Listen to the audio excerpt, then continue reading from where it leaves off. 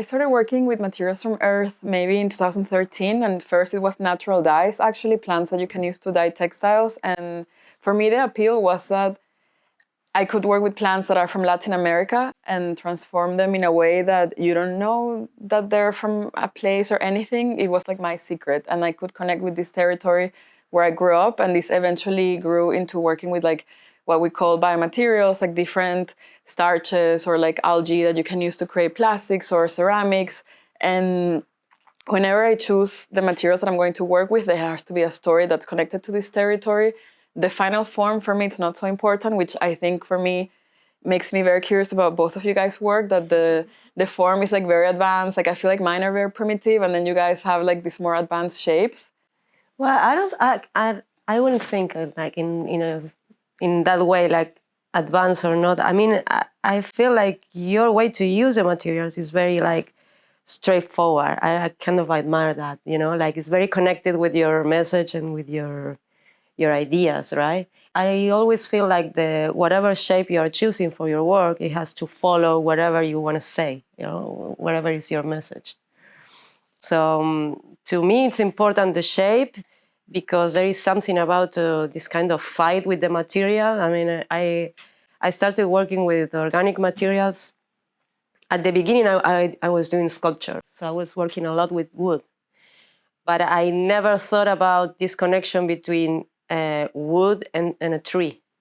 So in the moment in which I really realized, okay, this is a living thing, I was like, all my mind was like, turn around. And I started to make a lot of questions about, living stuff, living materials. And then I started to work with DNA of trees. And then I started to work with some biomaterials. That's another interesting point. Biomaterials, like what is a biomaterial, right? Yeah. Because I don't know, if I think about mycelium, I think that is a biomaterial. But if I think about bioplastic, which is my material, I'm not sure if it's a biomaterial or if it's an organic material. That's kind of definition that is weird. But I'm always interested in this relationship that we have with nature and with living things. That's why I started to work with this kind of organic materials, because it was, for me, a way to research on what is nature, what is human, how we relate to each other. It's a project from 2017. I came to US to SBA to do this bioart residency. It was super interesting. We've been working with mycelium, bacteria. We did a lot of microscope, a lot of new things, and I got very interested in DNA, right? So we did an extraction from ourselves, and I was like working with wood for a long time, and I was doing this transition to think about the material in a different way, and I was like, okay, if this is alive as we are, so it should have a DNA too. So I started with Helen and from Space. I started to try to extract the DNA of wood, which didn't really work because wood is already the dye part of the tree. So we ended up doing it with leaves and stuff. So I did a project in Cowles Center in Buffalo, the Buffalo University, in which I was doing the extraction of DNA of trees, and I was doing a comparison with my own DNA, like a sequence of the DNA. That's me. What about you? I started working with biomaterials because I used to work with fabric. I used to do video installation. I was trained as a photographer and working photo and video for a while. But I would buy these pieces of fabric, and sometimes I would use these huge acrylic sheets. And of course, like everybody in New York, I moved many times, so I was carrying this like acrylic sheet. And I was also thinking, this is terrible for the environment. And you go to these shops where they cut it and you're choking because of all the microplastics around. And I started working with biomaterials, specifically bacterial cellulose. That was sort of the beginning, which happens it's a byproduct of the kombucha fermentation. Like Sabrina is saying, it's alive. I was like, oh my God, everything is alive around us. And, it's a lot of care. You make sure the culture is fed and the temperature is correct. So I was kind of taking care of this material, and it's amazing how fast it grows too. And I thought, wow, imagine if we could grow our own electronics, like our own phone chargers. So then I went all like on my deep research of genetically engineer and bioluminescent, and just how much biomaterials can go not only from the simple organic way we work, but also thinking of it in a speculative way. I think that's so nice, right? You take care of your own materials, like you make them grow. Or just kind of listen to them and like what they want to do. And that's something that I really like. And the way sometimes I explain to people, like, okay, I want to work with these materials and I'll see what they want to do. And it's the same way that I will engage with people. Like, I don't have friends, and I'm going to meet people wherever they are. Like, okay, maybe these friends are just to get a coffee. Maybe these friends are to travel, to do something more crazy. And it's the same with the materials. Like, let's see what they're going to do. And Yeah, exactly. it changes the way you work. Like, I feel I'm just in the studio all the time testing, okay, even with the starches. Like, I have this project using like cornstarch, potato starch, and cassava starch as a way to rethink like the American continent territory. And they're all starches, but they all work so differently. Like the way that like I have to adjust the recipe to each of them, and like they all have their own personality, and the way that they're going to react also once they're in a site is different. Like I was telling you guys before, this project I did dyeing textiles with like petroleum in Venezuela, and then putting cornstarch on one and another one algae extract to make like a plastic. When I made this, it was in Venezuela in a very hot environment, like 40 Celsius, like 100 Fahrenheit. And it got very crispy, almost like an alligator. And then once I put it in the Bronx Museum with the AC and all the people, it started to sweat. And I had been disappointed when it got so crispy because I wanted it to sweat. And I was like, well, it's not going to be alive in the exhibition. And then in the exhibition, it started to sweat. And the curator of the show was super happy, actually. But then the conservator was freaking out. Like, we have this thing sweating on the floor. Is it okay? And then when she saw both me and the curator were fine, she was fine with it. But this is interesting, you know, that even we still get surprised. Like, I can't imagine creating work that you know what it's going to come out looking. Like, for me, that would be so boring. I like this element of surprise that the material and the environment will also do their own magic and do their thing that you don't know about. Well, that is cool, but it's also like something that I wonder all the time, you know, like I just kind of focus on my recipe of bioplastic lately, and I'm always fighting up against that, you know, like how can I make it like less, less sensitive to water, or less, you know, or more resistant, or more.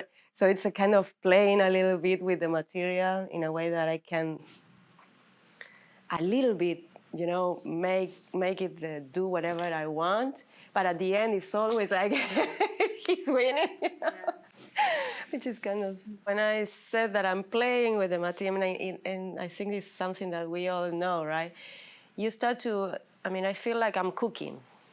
So you cook and you put you put a little bit more of salt or a little bit more of water or a little bit, and you start to test whatever is happening, right? And it's whatever you put in there, but also whatever is in the environment, as you said, you know. So it's if it's dry, that is going to do something to the material. If it's like, you know, if it's super wet, that is going to modify the material too. It's difficult. I was in this material fair in London, and it's crazy because there was a lot of biomaterials. And there was a lot of people from the industry trying to, you know, get that materials into their own fields, right? So there was people looking for materials to make chairs, to replace, you know, the foam, to replace, and it's all the time the thing about how stable the materials are, right? So we are artists and we love to play with that. But I also kind of discovered that there is a whole other world about biomaterials surrounding us, you know what I mean? It's kind of amazing because there's also like sometimes these groups of biotech, and they are, how can you scale this? I'm like, no, it's art. That's it. There's no application. It's like art. It's for you to enjoy it and, you know, give you that curiosity. I always say, like, I think art can entertain and educate. I mean, and educate doesn't mean like indoctrination or you have to follow this, but it's just plant the seeds of curiosity, because if everybody's just doing the same thing, how are we going to have change? And also, education is so powerful. It's what changes societies. If we think about it, so many countries, how much they changed when they invested in education. So I still teach workshops, and I love them. Like this summer, I was in Beijing with the students. They invited me. They had never heard of SCOBY, bioplastic, and I was like with my suitcase putting my samples, and the weather was, like you're saying, the temperature changed so much, and it was extremely humid. It was like 39 degrees Celsius. And I was like, oh my God, my SCOBY, the bioplastic thing needs to dry. I'm like, we need to put the AC. And it works out, but it's funny how, like you can see it from biomaterials, you can see it from so many different lenses, and political, anthropological research.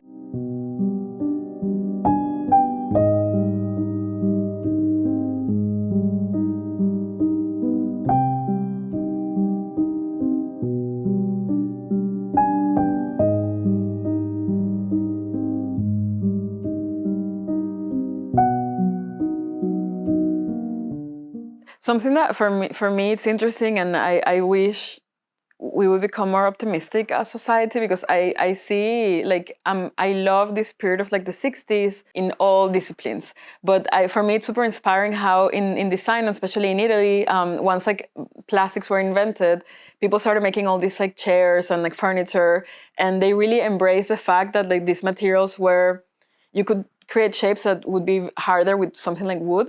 And then we have all these furnitures that are so like very curved shapes and like inflatable like things. Mm-hmm. And it's interesting because they saw plastics as sustainable. That wasn't the name, but that was the same definition, because they saw it as like, okay, we're not going to take down a tree and create deforestation. We're creating our own thing from this material that's going to last like forever. There was a different conception of petroleum. And I wish that we would see as a society, and especially people that are like designers, that would see, okay, well, maybe we're going to create chairs that are going to last not forever. And that's fine, because who is living in a house forever? People are living in cities and they're moving all the time. Like I have lived in more than 10 apartments here. I'm sure it's the same for you guys. So why not kind of like embrace this shift in our lifestyle and embrace that these materials are giving us also like a different sort of thing, and see it in a more positive way, not that we have to use these things to be good or whatever. Well, but the thing is, you have to shift your whole world. Yeah. If you want to change. I mean, I love that part of the history of design. I really loved it. Like all this, when the foam appears and, all this polyurethane. It was super toxic, but people was like kind of so excited with this new material. And I also love what happened with the materials until they find the right shape for itself, right? But I feel we are in the kind of the same moment right now with biomaterials. I feel like everybody is researching, everybody like in arts, in design, you can imagine. It's like what they're doing is amazing.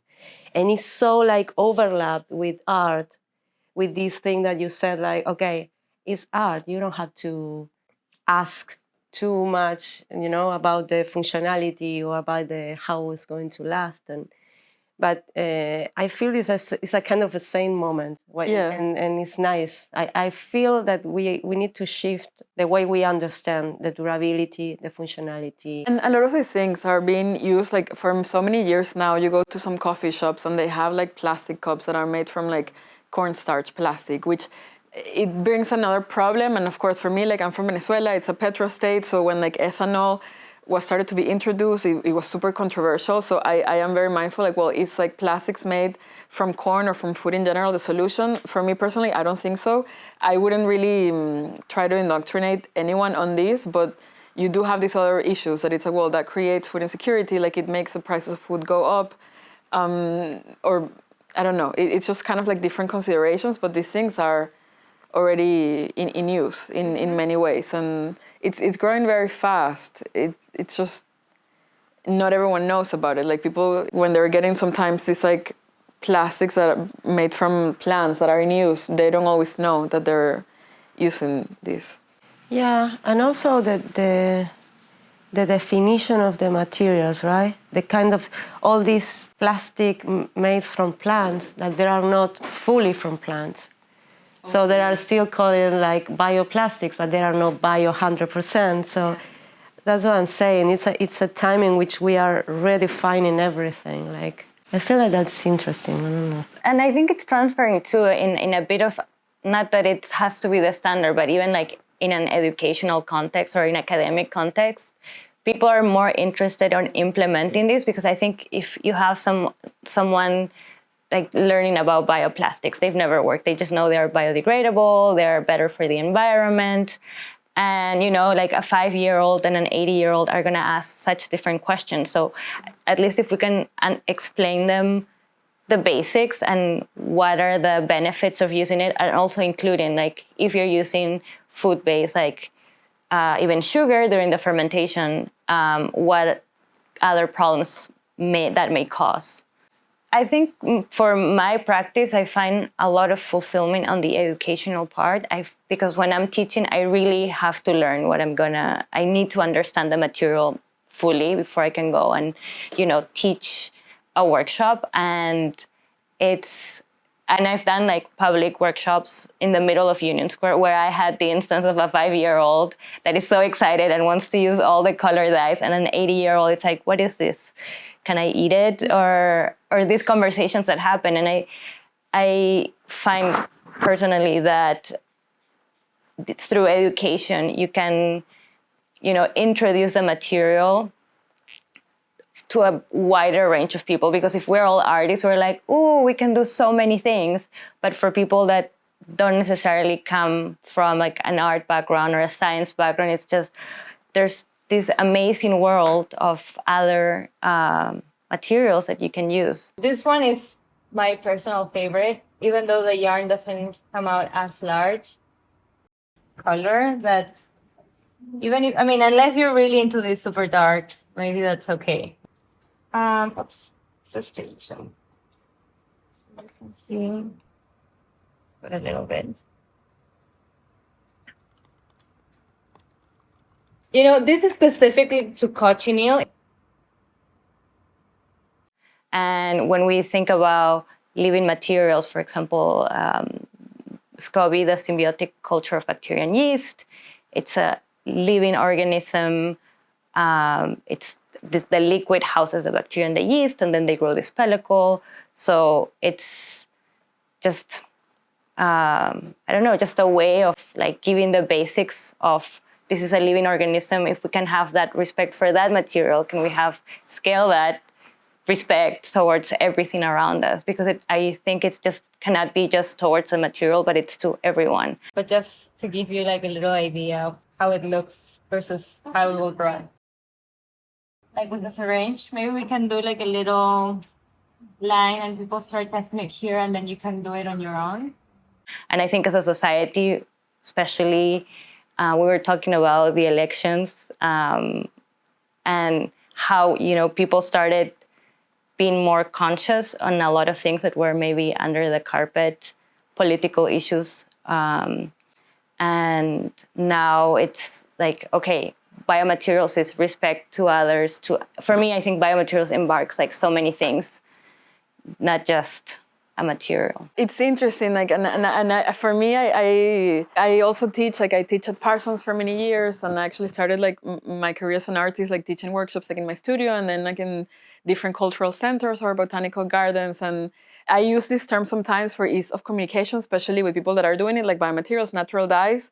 But when I'm with like normal people, I'm not using these words because they don't mean anything for people, and they get very confusing, and like they start to project this imagination of it being good or something. So that's why like I'm always very transparent, like in my list, like, okay, I use cornstarch or like this brown algae or whatever, or like this specific plant to give color, because then people can access it and they know. And like I think a lot of like, how can I make this appealing for like my grandmothers who didn't study, or like for my dad who studied but he's an engineer, he doesn't think that he knows that much about art.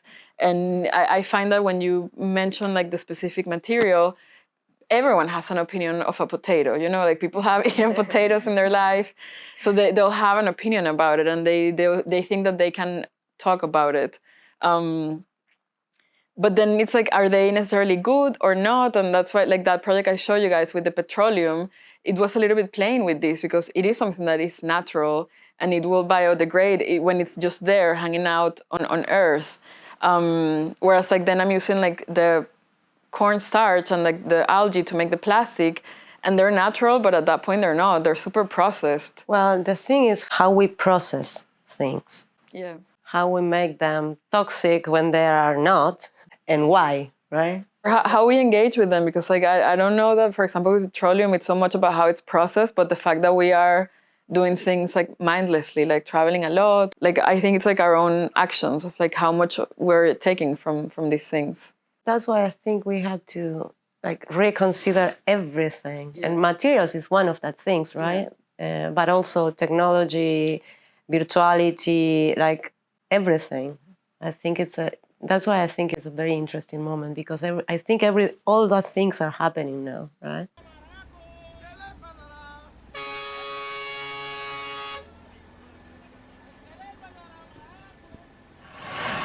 Vamos pues Madurín, ¿ves? Juguito sin electricidad. Mira Madurito. El venezolano no lo acaba así tan fácil. Mira, ve, 20 minutos sacamos 1,5 litros. Para perderla todo el día en una maldita cola, hacemos nosotros mismos la gasolina. I'm working now with bioluminescent SCOBY. So SCOBY, as I said before, it's symbiotic culture of bacteria and yeast. It's a bacterial cellulose. It's the byproduct of the kombucha fermentation. As I was trained as a photographer, I love light. And when there's like a beautiful moment, I'm like, I need to take my camera, like my phone, and take a photo. And when I started working with biomaterials, I learned more about synthetic biology and how you can genetically engineer things. And then we were talking about things being good and bad. Synthetic biology, for the majority of creative people, that's bad. That's going to create some terrible harm. But there's a lot of interesting research on how modifying certain things can actually be a climate change solution. And I got a hold of this bioluminescent SCOBY, and I was thinking, what if we could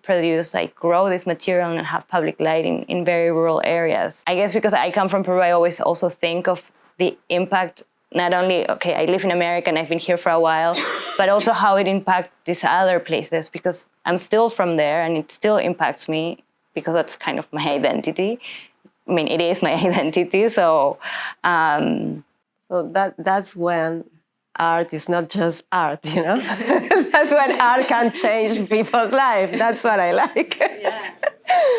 And it's nice, I mean, you think like an artist, but you also think that you can do something to make things better, you know? But in a humble way. Like, I mean, we all, I think at one point, if we work with these kind of things, we have that in somewhere, right? We are just moved by that intention. I think that intention of being able to change a little thing in the world is something that all the people that is working with biomaterials and stuff, they have that idea somehow, somewhere, right? Even if it's not something that they say as a statement. I feel that. I don't know.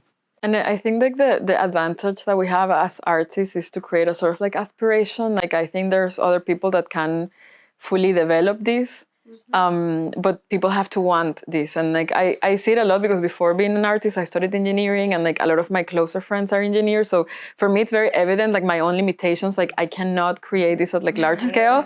Like I know, like, and I feel a lot of people that work with biomaterials can have this illusion that they're a little bit scientists, and for me it's like I know that I'm not, because I have friends that are actually working on real labs.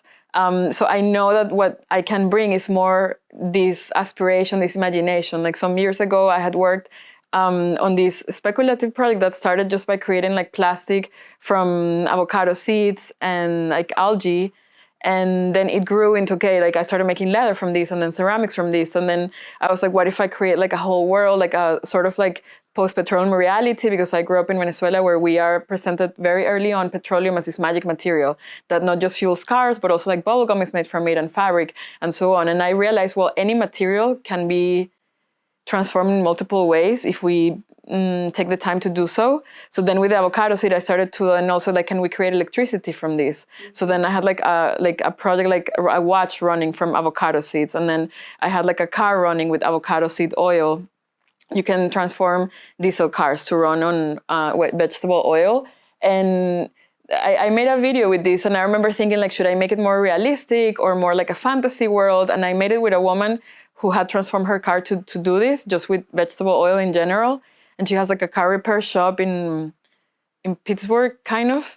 And then I decided, like, actually, we did some tests, and at the end I went with the images that were like the more fantastical ones, because I was like, this is an illusion. It's not a real thing, and like people will be more interested to want to kind of copy this or enter this universe if it's more aspirational. So it was kind of ridiculous, because this woman who normally she's a car mechanic, you know, and like I had like a makeup artist from fashion, and like she was so confused, like, well, and now she's wearing this dress with all this like makeup, and she looks so beautiful, and like it was very strange, and I felt for her, because I was like, this would be so weird also if I was being put in this position that suddenly I have this like fashion editorial makeup and this like but it worked, because I think if I just had her with her like mechanic uniform, like we tried at first, like for me that's interesting, but I think I'm more able to bring more people in if it's more fantastical somehow. Yeah, I get that. I see that also in both of you guys' work, that it's this kind of like ethereal quality. Like I saw like, not in person, but your installations, and it's like, I want to enter this universe. And I saw yours in the residency that we three have done. Yeah. And you say that you hadn't thought about it as an installation, but it was very installative. So I like that with both of you guys, that you're playing with the light and all these elements, and you're entering you guys' brains in a way. I like the idea of something that is a little bit detached from everyday's reality. It's one element that I used to use as a tool, like the fantasy, or this idea of a little bit of science fiction, which is not real, because actually I work with very simple elements, but the way you combine them, it looks like you know, something that is a little bit detached from reality. I think that could be a tool to communicate with people.